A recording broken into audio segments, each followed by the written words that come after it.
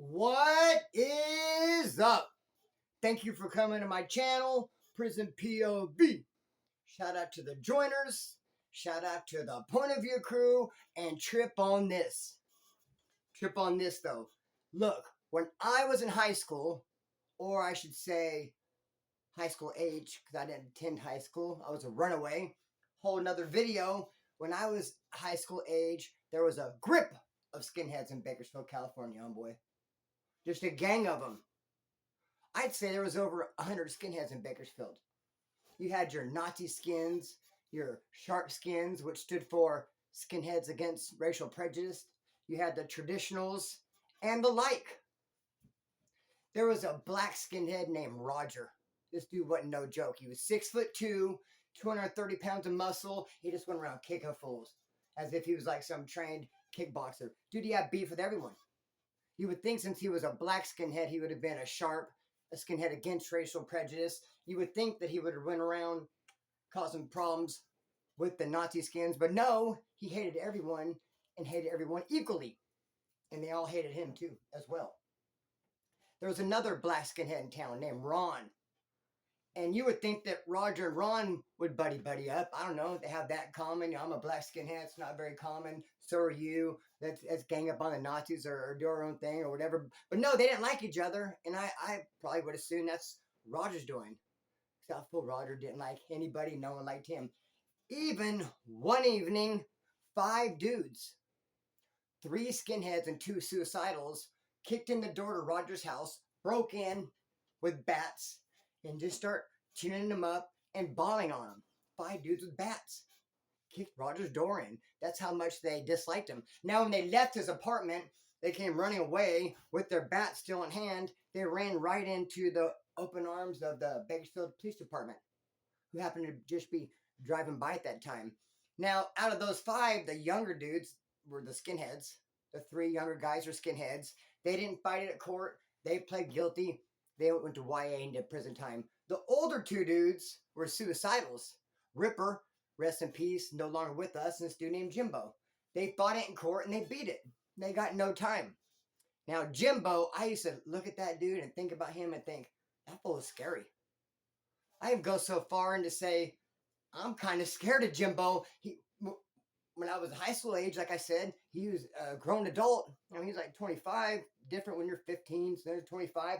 10 years, a lot of years. This fool had a pentagram on his hand, big old crazy looking beard. I just thought he looked crazy, intimidating, and scary.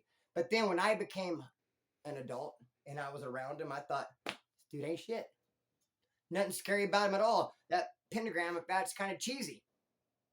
Dude, trip on this. I ran into him because he was watching a house. It was a drug house. Someone owned that house. They also had a big sack of Gattaca, and they would just put someone in there to serve, so they didn't have to get their hands dirty. And people oversaw that, and this dude Jimbo was the dude in the house overseeing it. So I would frequent that house. I would just go in there like I owned the place. And one time I did some dirty deeds, done dirt cheap after all, and Jimbo tried to cop an attitude with me. Like, hey, can't be doing that. And I'm just like, hush, homeboy. I'm going to do what I want to do. Dude, I'm not going to mind you. You better not say anything. And if you say it real low where I can't hear. Type shit. So, look, let me just go and tell the whole story involving Jimbo. I went to prison. While there, I had this couple that I knew. Their names shall not be mentioned. And I would send them money from prison so that they could pay some of my drug debts for me. Because when I'm in prison, how can I send $300 to a P.O. box in Ventura to score some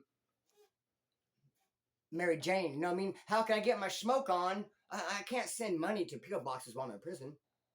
But I can send money to my friends, and they can get it and send it to the P.O. box, and that's what I was doing with this couple that I knew. And so I'd sent them a couple $100, and then a riot kicked off, and I went to the hole. So I'm not getting no Mary Jane. I'm not getting nothing for 90 days because I'm in the hole. And I just expected him to have that money that I sent him before I went to the hole and just hold it and save it till I got out. And so when I got out, I said, hey, bro, you still got that money? And he goes, no, I don't have it. I spent it, but I get paid on Friday. I'll pay you back. And I was like, dude, I'm going to send you more money because I need you to pay this debt right now. I can't wait for Friday. We'll take it up later. I sent him more money. He paid the debt. He never did make it right with me. I was still in prison another 3, 4, 5 months. Got out, went around him. We were cool hanging out. He never said, hey, here's the couple $100 I owe you. Then finally, I hit rock bottom. I hit the curb. I mean, either hard or not. Sometimes I got it going on. Sometimes I don't.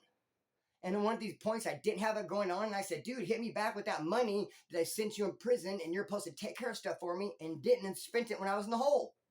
And he gave me like a handful of quarters, like about $5, $6 in quarters, change, and a couple of winning lottery tickets, $5, $10 winning lottery tickets. To me, it felt like a slap in the face, bro. I wasn't like, cool, $10 and change and lottery ticket. I felt like, dude, you just bent me over and stuck it in there, no baseline, homeboy. What's wrong with you? And I got mad about it. So I went by his spot and took a couple things when he was not there. Now, he knew another dude who was in and out of the pen. This couple that I knew that I'm talking about, they knew me who was in and out of prison, and they knew one other guy who was in and out of prison. That's all they knew from the prison population community type. So they hit that dude up. And they said, hey, Splinter came and did these things. Can you go find him? And he came looking for me. And he found me at that pad where Jimbo was at. I was on the phone trying to sell them, and they were right there.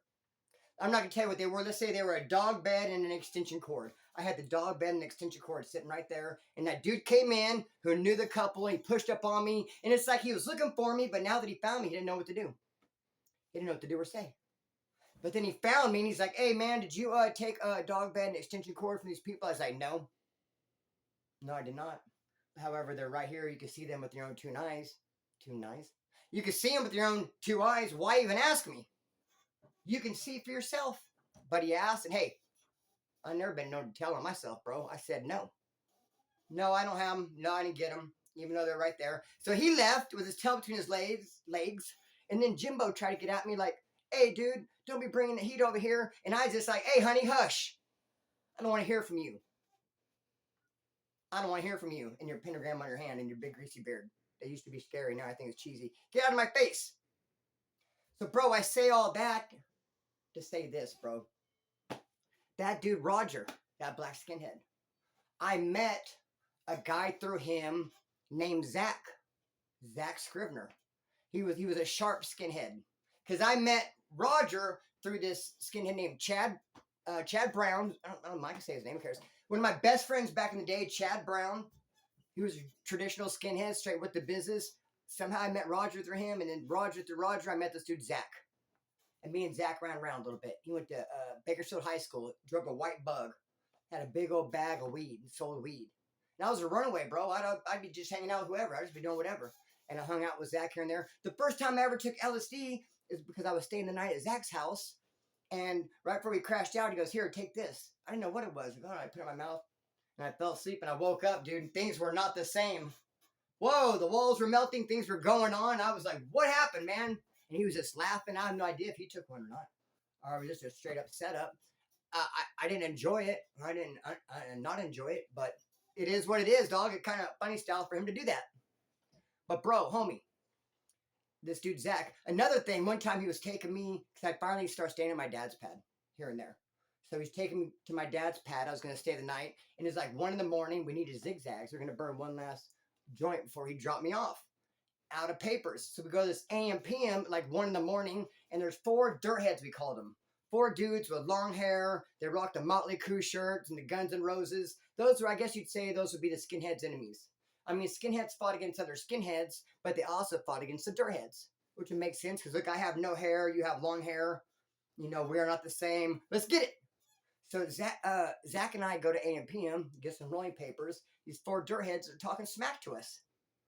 Talking so smack, it could have been on a cracking. But Zach and I didn't want to, the odds of, 4 against 2 behind AM/PM at 1 in the morning. He's running late, I'm running late. We're just flipping the bird, whatever, fool.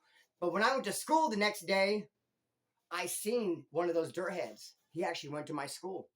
I followed him to the bathroom, and I had just got some Joe Hawkins. Joe Hawkins are Doc Martens that are 7 eyelets, double yellow stitching around the bottom instead of 1 stitching. It's double stitched, steel toe, 7 eyelets. Boom! I had my Joe Hawkins on. I followed this dude in the bathroom. Boom, boom! I kicked him, dog, literally in the shins with the steel toes. And then I got caught up, called me to the office. I got kicked out. Blah blah blah. what I'm trying to say is, though, I say all that to say this. I say all that to say this. That dude, Zach Scrivener, man. I knew him was a skinhead. Then later on in life, I noticed that this dude becomes on the board of supervisors of Kern County. He's running Kern County, Bakersfield with 5 other people. There's a 5-man board, the board of supervisors. Zach Scrivener has a seat too. Who would have thunk? Now there's another homeboy of ours. Pardon me. Another homeboy of ours named LFK. Pardon me for that. I'm blind as a bat. Little fat kid. The first battery I caught on the farm, the male minimum, was because of a little fat kid. Because he is a little fat kid. But everyone likes him. He's one of the homeboys. And he was getting bullied by this big, like, steroid monster type dude who was pushing old LFK around. And he came to the yard and he said, hey, man, fuck this dude, man. Well, I mean, he just started shooting me for no reason. So we went in there and tuned him up. That's really not how it's supposed to go. LFK should have went and fought himself, and then if he lose, maybe we'll help him. But he shouldn't come out to the yard crying that this dude's too tough for me to take. He's bullying me, and then send 3 in on him. But back then, I was young, dumb, full of common boy, and I was ready to scrap. I'm like, oh, what, there's a fight? There's an issue maybe we can handle? Picking on LFK? Let's get this. Bro, that's my first battery I caught. Kern County Jail. I'll never forget old LFK. Then later on in life, though, trip on this. I had stole this truck, okay? The keys were in it. So I took this truck, and then the people got their truck back. I didn't know who they were, some random people, but I still had a copy of the keys. I even hid the keys in a bush. One did like an 8-month prison violation, got out, and then had the keys. And then I went over to this girl's house who lived next to where I got the truck, and the people still had that truck. And I said, dude, look, I still have the keys to that truck. Remember I stole it like a year ago, and they got it back. I went to prison, look, still got the keys. She goes, damn. So I tried it. And wouldn't you know it, they changed the locks. I mean, duh. So then I gave her the keys. There you go. I mean, they used to go to that truck. I stole it. They got it back. Obviously, they changed the keys. Duh. The keys I still have no longer work. Here, you can have them. So then she goes and sells those keys to LFK, or is going to sell them. LFK to fit the truck next to her house when he came over. She's like, I got the keys to that truck. I'll sell you. And I'm like, don't do it, bro. Those keys don't fit. He didn't believe me. He's like, whatever, Splinter. He thought I was hating. He thought maybe I was wanting to try to get the truck or try to get the keys. Like I was trying to step on his toes. And he kept trying to, it was just a total weirdest thing. I'm like, dude, those keys are worthless, bro. I would have gave those to you if you were here just 20 minutes ago. Instead, I gave them to her. Now she's trying to sell them to you. Go over there and put them in the lock yourself. LFK. But LFK ran for mayor is the point I'm trying to make. That fool ran for mayor. He didn't win. I was rooting for him. But Zach Scrivener, a sharp skinhead, boots and braces, who used to sell weed, who slipped me LSD in the middle of the night, had been all kinds of brawls with my boy, ends up running Bakersfield on a 5-man seat, Bakersfield Board of Supervisors, the same funny-looking haircut. Even though he's a skinhead, he never ever shaved his head. Now, when you become a skinhead, you're supposed to bick your head with a bick razor, take it all the way down to skin, and then how it grows out is how it grows out. Do what you want with it. But you cannot have, like, long hair and just, like, barely shave it with a number 2, number 3, and say I'm a skinhead. No, they say you got to earn it. At least back then, you take it all the way down and bick it. Same with the girls. Girls cannot have, like, a long head of hair and then shave out the middle and just have this long, beautiful fringe. No girl would have to shave her head all the way completely, let it grow out, do what you want with this skinhead girl, and that's... everything's everything. It's all to the good. But you're not going to cheat and just cut it how you want. But Zach Scrivener never even shaved his head. That fool always had like bangs, the same haircut he has now, the haircut he had back then, skinhead without a shaved head, but boots and braces to the max. That dude's on a 5-man seat, but dude, it gets crazier.